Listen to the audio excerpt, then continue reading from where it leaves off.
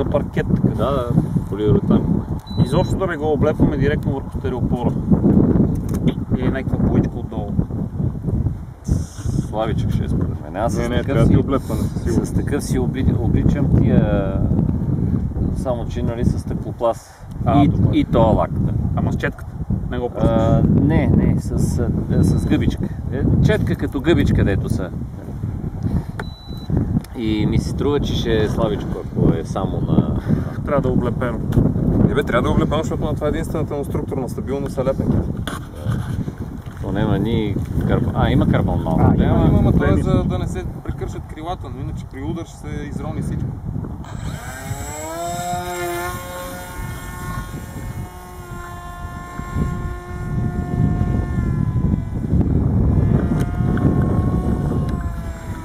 Това талек поне като снимаш, качи го до вечера.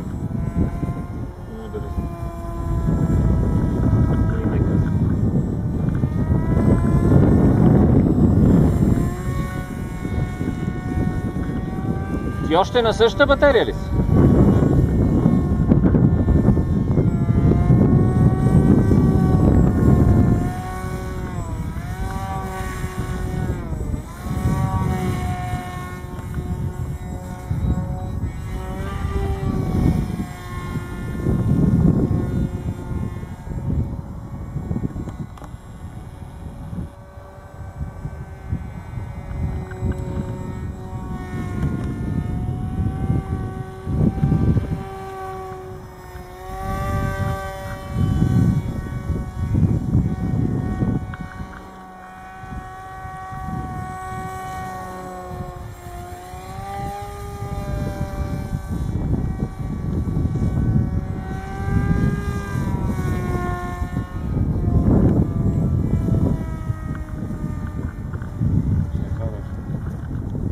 Батерия?